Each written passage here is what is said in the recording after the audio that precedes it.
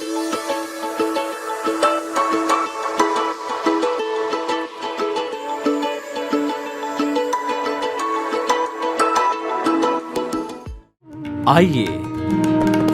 सुनिए, देखिए, समझिए सनातन सत्य। जैसी दृष्टि वैसी सृष्टि, दृष्टि विज्ञान।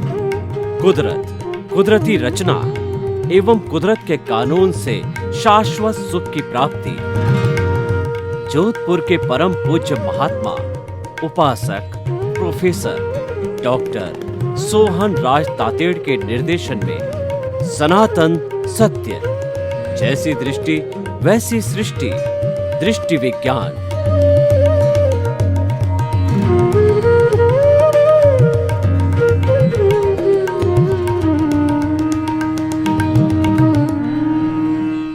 भाई और बहनों, मातृशक्ति को नमन। आज का हमारा अति उत्तम विषय, सफल किसे कहा जाए। आज सफलता का डंका बज रहा है। लोग कहते हैं कि व्यापार जगत में वह व्यक्ति सफल है, अध्यात्म जगत में वो महापुरुष सफल है, राजनीतिक क्षेत्र के अंदर वह व्यक्ति बहुत ऊंचाई तक चला गया, उसने सफलता को प्राप्त की। जितने भी कंपटीशन है इंजीनियरिंग के, मेडिकल के वगैरह, उन सब के अंदर मेरिट बनती है और मेरिट में आने वालों को, कट ऑफ दी परसेंटेज में आने वालों को सफल कहा जाता है।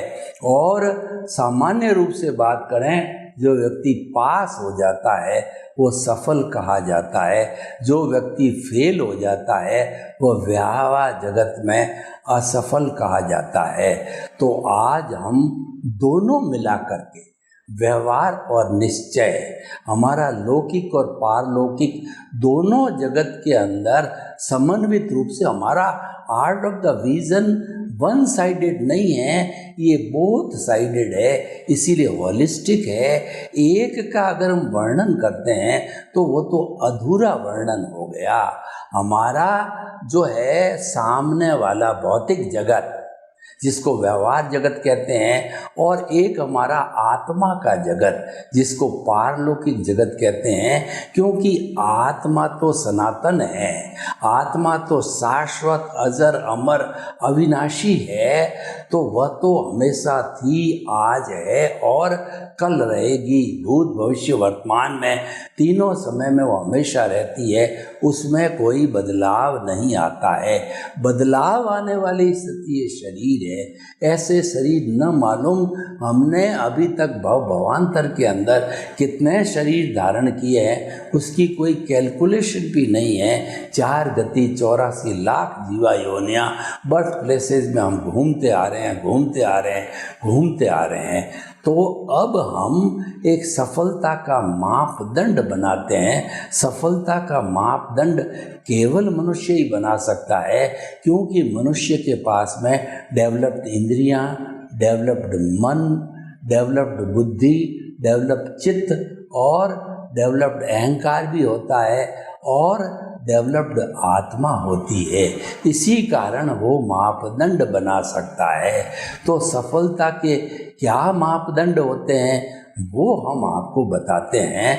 पहले व्यवहार जगत को लेते हैं। व्यवहार जगत जिसमें हम जीते हैं, परिवार में जीते हैं, समाज में जीते हैं, देश में और विश्व में जीते हैं। हमारा जो सिंगल रूप से व्यक्ति का अस्तित्व जो है व्यक्तिगत रूप से है, परिवार का पारिवारिक रूप से है, समाज का सामाजिक रूप से है, राष्ट्र का राष्ट्रीय रूप से और वैश्वीकरण का वैश्विक रूप होता है। व्यक्ति वही है पर उसके रूप अलग अलग है, इसीलिए व्यक्ति को बहुरूपिया कहा गया है। क्योंकि व्यू पॉइंट से वो व्यक्ति पुत्र भी होता है, पिता भी होता है, दादा भी होता है, नाना भी होता है, गुरु भी होता है और शिष्य भी होता है। तो भाई और बहनों, सफल किसे कहा जाए? देखिए, सफल वह व्यक्ति होता है व्यवहार जगत में जो प्राणी मात्र को कष्ट नहीं देता है, सबको आत्मतुलावत समझता है, वो समदर्शी होता है। 84 लाख जीवा योनि के बर्थ प्लेसेस के असंख्य अनंत प्राणियों के भीतर विराजमान शुद्ध आत्मा भगवान को निर्दोष दृष्टि से दर्शन कर उसको नमन करता हूँ, इस मानसिकता का होता है, उस व्यक्ति को हम सफल कह सकते हैं। क्योंकि उस व्यक्ति का कोई दुश्मन नहीं होता, सभी उसके मित्र होते हैं, इसीलिए वो सफल व्यक्ति कहा जाता है। व्यवहार के अंदर सफल व्यक्ति वह होता है जो व्यवहार कुशल होता है। व्यवहारिक जीवन के अंदर हमारा मानव धर्म लागू होता है, सामाजिकता लागू होती है, इंसानियत लागू होती है। यानी व्यवहार जगत में जो व्यक्ति इंसानियत वाला है वह व्यक्ति सफल है, और जो व्यक्ति स्वार्थी है वह असफल है। स्वार्थी व्यक्ति है वो स्वार्थ की चेतना से जागृत होता है, वो बहिर आत्मा होता है, वो जीवात्मा होता है, वह 5 इंद्रिय के सुख में डूबा रहता है। मैंने पिया, मेरे बैल ने पिया, हुआ डहे तो डहे, इस मानसिकता का होता है कि मेरा घर भर जाना चाहिए, मेरी जेब भर जानी चाहिए, मेरे मौज मजा मस्ती के अंदर कोई कमी नहीं आनी चाहिए। ऐसा व्यक्ति जो है वो स्वार्थी कहलाता है। सफल व्यक्ति वह होता है जो है बहिर आत्मा से अंतरात्मा पद पर आ गया, जो कि स्वार्थ की चेतना से परार्थ की चेतना में चला गया। मैं भी जीऊँ, मेरा पड़ोसी भी जिए, प्रमोद भावना मेरा भी विकास हो। सर्वे भवन्तु सुखिनः सर्वे सन्तु निरामया। लोग के जीवों को सुख मिले, शांति मिले, आनंद मिले, प्रेम मिले, सौहार्द मिले, और सभी हम वसुधैव कुटुम्बकम के अंदर वसुधा एक ही वसुधा माँ की संतान है, और एक ही वासुदेव की संतान है। हम भाई भाई है, सब प्रेम पूर्वक रहें, किसी के साथ दुर्व्यवहार नहीं करें, और किसी पर अहंकार के वशीभूत होकर किसी को छोटा बड़ा नहीं माने, और सबके साथ के अंदर नम्रता का व्यवहार करें, सबके साथ इंसानियत का व्यवहार करें। किसी के दुख आ जाए तो हम उसके दुख में सहभागी बने, लेकिन अगर सहभागी नहीं बन पाते हैं तो उसके दुख की वृद्धि नहीं करें। हम किसी को सुख नहीं दे सकते, ऑल राइट, अपनी अपनी परिस्थिति होती है, लेकिन हमें किसी को दुख नहीं देना है। हमारे द्वारा किसी प्राणी की हिंसा नहीं होनी, उसको दुख नहीं होना, उसको प्रताड़ना नहीं होनी चाहिए, और हमारे भीतर ये चिंतन होना चाहिए कि संसार रूपी नाटक के प्रारंभ से अध्यक्षण किसी भी प्राणी के साथ में मन से, वचन से, काया से, करने से, करवाने से, अनुभवने से मेरे से कोई भी दुर्व्यवहार हुआ हो तो शुद्ध अंतःकरण से बारंबार उनको मैं क्षमा याचना करता हूँ, मैं उनको क्षमा करता हूँ, वे मुझे क्षमा करें। मेरा कोई शत्रु नहीं है, सभी मेरे मित्र हैं, तो वे मेरे को माफ़ करें, माफ़ करें, माफ़ करें। ऐसी भावना होनी चाहिए व्यक्ति के अंदर। और देखिए, व्यक्ति के अंदर व्यवहार कुशल होने के लिए ऐसे छोटे छोटे नियमों का पालन करना चाहिए। किसी व्यक्ति से हमारा थोड़ा अपशब्द निकल गया, किसी व्यक्ति को हमने टच कर लिया, किसी व्यक्ति को हल्की सी तकलीफ कर दी हमने, तो सॉरी बोलना चाहिए, क्योंकि मानव है, गलती का पुतला है, हर इंसान से गलती होती है। तो व्यक्ति सॉरी बोलता है, इसका मतलब मिच्छामि दुक्कडम खमत कामना, मैंने आपको कष्ट किया, उसके लिए मुझे क्षमा करो, क्षमा करो, क्षमा करो। तो सामने वाला वो क्षमा कर देता है। और हर व्यक्ति, हमारा जीवन सापेक्ष जीवन है, हम थ्योरी ऑफ रिलेटिविटी से चलते हैं, क्योंकि मनुष्य एक सामाजिक प्राणी है, वो अकेला जी नहीं सकता है, वो समूह में जीता है, और उसको हम परिवार कहते हैं। परिवार के समूहों को हम समाज कहते हैं। पशुओं का, पक्षियों का समाज होता है, जिसमें एक मात्रा का अंतर होता है, समझ। जो पशु होते हैं वो भी झुंड के रूप के अंदर रात्रि में एक साथ विश्राम करते हैं ताकि उनकी सुरक्षा रहे, और पक्षी भी इस तरीके से झुंड के रूप में, वो झुंड होता है, उनका समाज होता है। हर एक समाज में रहने से उसकी सुरक्षा है, और व्यक्ति जिस समाज में रहता है उसी से उसको पहचान मिलती है, उसी से उसको जो अवार्ड मिलता है, और उसी से उसकी शोहरत फैलती है, और उसी से वह धन्य होकर के सेवा के अंदर लगता है। तो भाई और बहनों, सफल वह व्यक्ति है जो परोपकार करे, जो परार्थ की चेतना से चले और वह लोक कल्याण करे, जगत कल्याण करे। यानी कि हमारा स्वार्थ पूरा होना, हर व्यक्ति के साथ में शरीर है, उसके माता पिता है, उसका परिवार है, तो उसको स्वार्थ होना जरूरी है। स्वार्थ के बिना परिवार चल नहीं सकता है। लेकिन स्वार्थ की पूर्ति करते करते उसे भगवान से ये प्रार्थना करनी चाहिए कि साईं इतना दीजिए जा मैं कुटुंब समाए, मैं भी भूखा न रहूं और साधु न भूखा जाए। हे साईं, मुझे कम से कम इतना धन दौलत देना कि न तो मैं भूखा रहूं, न मेरे परिवार का कोई सदस्य भूखा रहे, और मेरे यहाँ साधु अतिथि देवो भव आवे, कोई साधु वक्ता वगैरह आवे, मेरा गेस्ट आवे, और समाज है, देश है, राष्ट्र है, तो मैं हाथ का उत्तर दूं किसी को, मुंह का उत्तर नहीं दूं। यानी मना नहीं करूं मैं किसी को, सहयोग मांगने पर ये भावना रखने वाला व्यक्ति सफल होता है।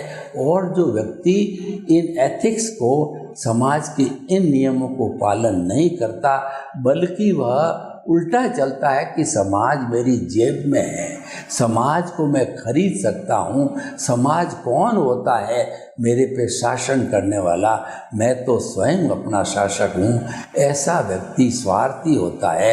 ऐसा व्यक्ति अपने साथियों पर, अपने लोगों पर अन्याय करता है, वह अपराध करता है, वो मिलावट करता है, और जो है वो गलत तरीके से धन इकट्ठा करके उसका रौब झाड़ता है।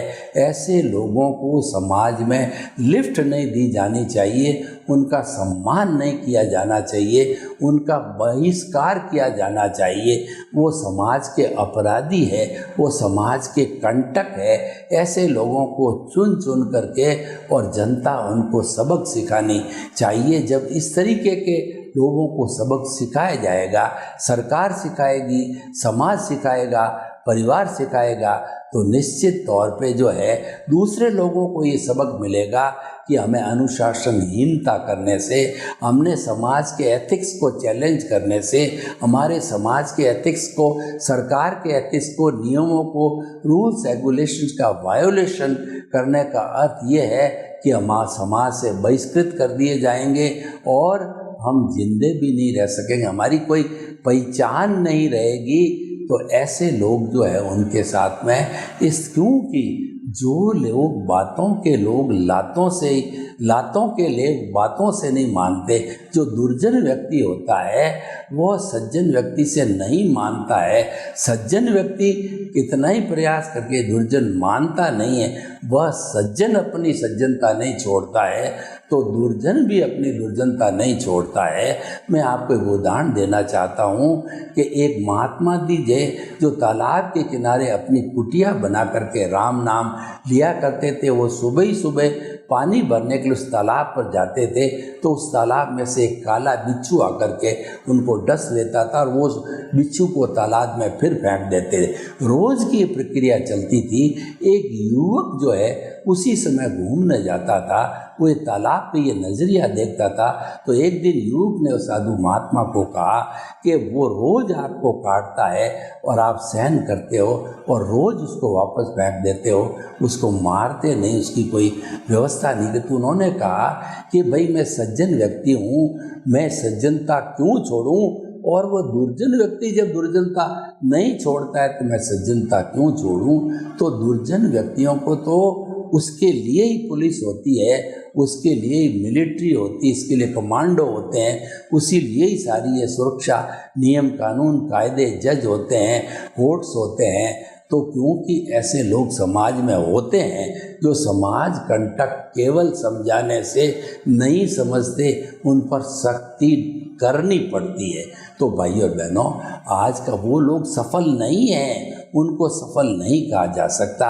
अब हम थोड़ी दस्तक देते हैं, अपने भीतरी जगत में जाते हैं। भीतरी जगत में प्रभु विराजमान है, प्रभु को नमस्कार करते हैं, थोड़ा सा जो है प्रभु के हम दर्शन कर लेते हैं, एक छोटा सा हल्का सा ध्यान कर लेते हैं, आंखें कोमलता से बंद, और रीढ़ की हड्डी एंटीना की तरह सीधी रखिए। दोनों हाथों को ध्यान की मुद्रा में रखिए और जिस आसन में आराम से 5 मिनट बैठ सके बैठ जाइए। अब आप थोड़ा सा कायोत्सर्ग कीजिए। अपने चित्त को शरीर के एक एक कोशिका के ऊपर शिफ्ट करिए कि और धीरे धीरे जो है अनुभव की दशा में जाइए। मेरा शरीर ऑटो सजेशन दीजिए कि शरीर शिथिल हो जाए। अब आप अनुभूति कीजिए शरीर की एक एक कोशिका शिथिल हो रही है। पूरा शरीर धीरे धीरे शिथिल हो रहा है।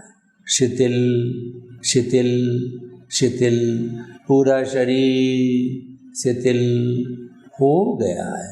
अनुभव कीजिए मेरा शरीर अपने स्थान से 1 फुट ऊपर उठ रहा है। हल्का हल्का रूई के समान हल्का हो गया है। अब श्वास को शिथिल कीजिए। दोनों नथुनों के बीच में चित्त को केंद्रित कीजिए। आते जाते श्वास को लंबा लीजिए। देखिए, गहरा लीजिए। श्वास को देखिए, लंबा श्वास, गहरा श्वास, शिथिल श्वास, लंबा गहरा शिथिल श्वास शिथिल हो जाए। अनुभव कीजिए श्वास लंबा हो रहा है, शिथिल हो रहा है। अनुभव कीजिए श्वास शिथिल हो गया है। शरीर शिथिल, श्वास शिथिल।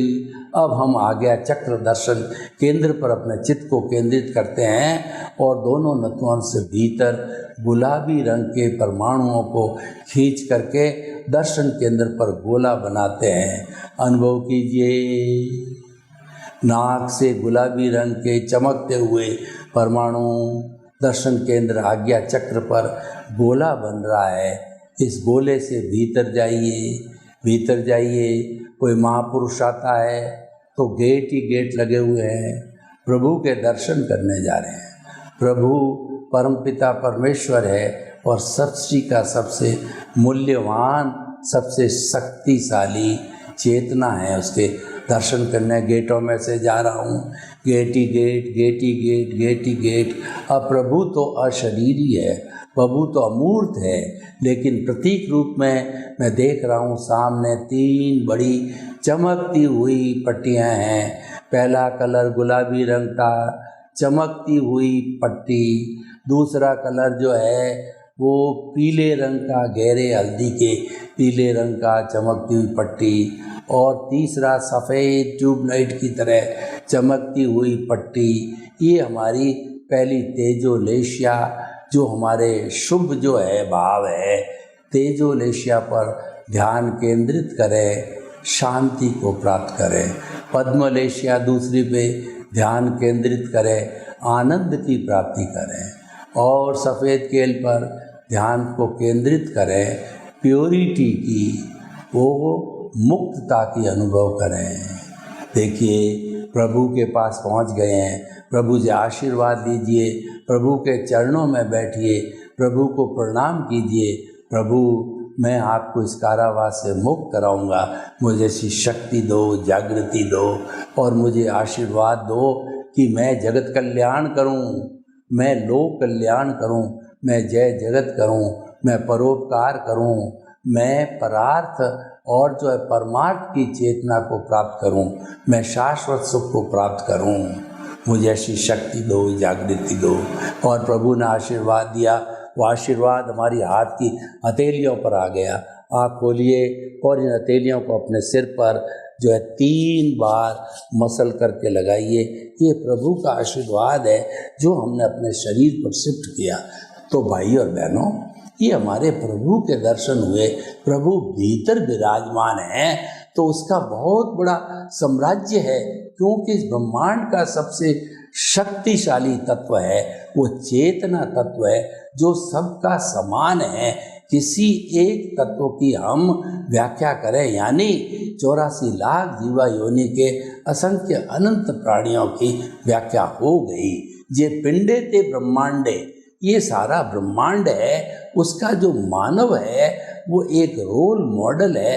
अगर मानव के जीवन की व्याख्या कर दे, मानव में रहने वाले तमोगुण, सतोगुण और रजोगुण की व्याख्या करें, तो वही प्रकृति हमारे इस जो है ब्रह्मांड की सतोगुण, तमोगुण और रजस गुण की जो है वहाँ पर भी जो है वो जो वहाँ पर भी जो है लक्षण रहता है। तो भाई और बहनों, हम अपनी चेतना के साम्राज्य को देखें तो चेतना का साम्राज्य शुद्ध साम्राज्य है। और अगर हम शाश्वत सुख को प्राप्त करना चाहते हैं तो हमें शुद्ध भावों के साथ सबसे पहले हमारी चेतना की, हमारी आत्मा की प्राण प्रतिष्ठा करनी चाहिए और फिर इसके इर्द गिर्द इसकी साक्षी, इसके आदेश को पालन करना चाहिए। यही हमारा गार्जियन बन जाना चाहिए। और इनकी प्राप्ति से हमको सबसे बड़ी प्राप्ति होती है कि इसके लक्षण सम्यक ज्ञान, सम्यक दर्शन है, वो हमको वरदान रूप में प्राप्त होते हैं। उस वरदान की एप्लीकेशन हमें विज्ञान के रूप में करके अज्ञान का विनाश करना है। और जो अज्ञान है वो हमारा जो देहाध्यास है, हमारी जो कहना चाहिए स्वार्थ की चेतना देहाध्यास है, हमारा जो कर्म शरीर है वो सारा अज्ञान है। और देहाध्यास के जुड़ते ही मिथ्या ज्ञान, मिथ्या दर्शन और मोहनीय कर्म की एप्लीकेशन होनी चाहिए। हमको ये एक विवेक करना है कि एप्लीकेशन किसकी करी। अगर आपने मिथ्या ज्ञान, मिथ्या दर्शन और मोहनीय कर्म की एप्लीकेशन की तो आपका ज्ञान है और सघन होगा और बढ़ेगा और कंसंट्रेट होगा। और भव भवांतर से तो हम घूमते आ रहे हैं, आने वाले जन्मों में भी भव भवांतर में घूमते रहेंगे।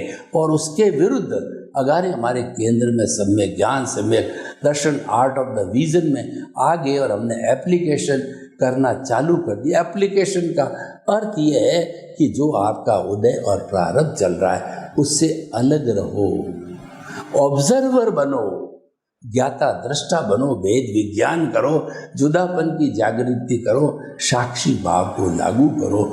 जब आप इसको और उसको अलग अलग मानेंगे, चीरा फाड़ा करेंगे, आपकी सोच के अंदर ये बैठ जाएगा कि मन वचन काया से मुक्त ऐसा मैं शुद्ध आत्मा हूँ। मन वचन काया कुदरती रचना है और मन वचन काया कुदरती रचना से मुक्त ऐसा मैं शुद्ध आत्मा हूँ। शुद्ध आत्मा के स्वरूप को अगर आपने मानना, जानना और उसको देखना चालू किया, उसके आप ज्ञाता दृष्टा बने, तो निश्चित मान के चलिए कि हर सूरत में आपका जो अज्ञान यानी देहाध्यास से जुड़ा हुआ है वो इरेज होता रहेगा, वो अपने आप रिमूव होता रहेगा। ये जो है उसकी एप्लीकेशन का फल है, एप्लीकेशन का रिजल्ट है। जो सम्यक ज्ञान, सम्यक दर्शन की एप्लीकेशन जो हम प्रतिष्ठित आत्मा के अंदर करते हैं, तो ये हमारा रियल पुरुषार्थ है। और सम्यक ज्ञान, सम्यक दर्शन होता है तो वर्तमान का ज्ञान दर्शन और हमारा पिछले जन्म का ज्ञान दर्शन, ये और जो हमारा वो कहना चाहिए कि जो हमारा अंतःकरण है, मन बुद्धि चित्त अहंकार है और आपके भाव है जिसको इंटेंशन कहते हैं, आपका इंटरेस्ट है और वर्तमान के संजोग है, ये सारा मिलकर के और जो हमारी एप्लीकेशन है उसके मध्य नज़र बिना एप्लीकेशन ज्ञान दर्शन की होती तभी भाव पढ़ते हैं, क्योंकि भाव चेतना की शक्ति है और चेतना का अर्थ ही ज्ञान दर्शन होता है। तो सम्यक ज्ञान, सम्यक दर्शन का मतलब देहाध्यास, मिथ्या ज्ञान, मिथ्या दर्शन मोहनीय कर्म का देहाध्यास, सम्यक ज्ञान, सम्यक दर्शन का मतलब आप चेतना में हो, उसकी एप्लीकेशन करते हो, तो आपके इस पूरे प्रोसेसिंग फैक्ट्री जो हमने अभी वर्णन किया उसके द्वारा आपके जो कॉजेज पड़ेंगे, जो आपके कोट लगेगा, वो मोक्ष के लायक और सहायक कॉजेज पड़ेंगे। और मिथ्या ज्ञान, मिथ्या दर्शन और मोहनीय कर्म की हमने जो उदय प्रारंभ चल रहा है उसके इम्प्रेशन में आकर के और उसके साथ जुड़ करके इसको लागू किया, तो वह हमारा जो है अज्ञान सघन होगा और फिर हम भव भवांतर में घूमते रहेंगे, जन्म लेते रहेंगे, मृत्यु होती रहेगी, ये 84 का चक्कर चलता रहेगा। तो भाई और बहनों, सफल वो व्यक्ति होते हैं जो कि आर्ट ऑफ द विजन के अंदर सम्यक ज्ञान, सम्यक दर्शन की एप्लीकेशन करते हैं, और असफल वो होते हैं जो मिथ्या ज्ञान, मिथ्या दर्शन, अज्ञान की एप्लीकेशन करते हैं। सर्वे भवन्तु सुखिनः, सर्वे सन्तु निरामया, लोग के जीवों को सुख मिले, शांति मिले, आनंद मिले, प्रेम मिले, और हम जो है विज्ञान की एप्लीकेशन करके शाश्वत सुख को प्राप्त करें। आपके प्रति मंगल भावना। ओम शांति।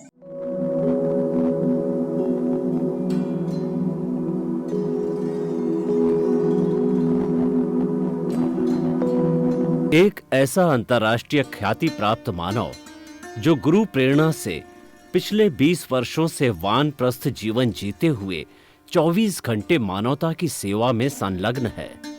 एक ऐसा मानव जो अभी राष्ट्रीय, अंतर्राष्ट्रीय टीवी चैनलों पर 7,500 एपिसोड के माध्यम से सनातन सत्य, आत्मविज्ञान एवं पुनरुत्थान, व्यवहार एवं निश्चय जगत के जीवनोपयोगी विषयों पर हृदय स्पर्शी प्रवचन कर चुका है।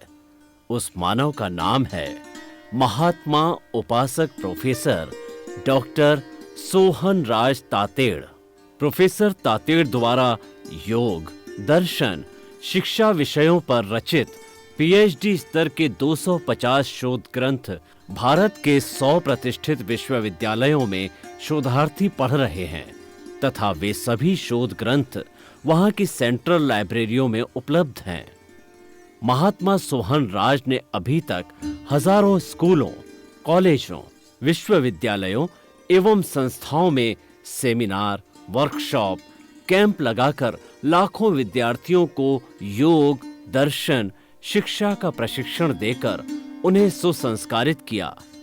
डॉक्टर तातेड़ ने भारतीय संस्कृति उत्थान के 4000 से अधिक समसामयिक विषयों पर आर्टिकल लिखकर ऑनलाइन जर्नल, पत्रिकाओं, वेबसाइट्स पर प्रकाशित किया, जिसका उपयोग लाखों पाठक कर रहे हैं। उपासक तातेड़ के 5000 से अधिक आज का सुविचार, आज का शुभ संदेश, आज का मंगल भावना योग आदि चिंतन websites, Twitter, blogger, Facebook, YouTube माध्यमों से लाखों लोग अपना जीवन निर्माण कर रहे हैं।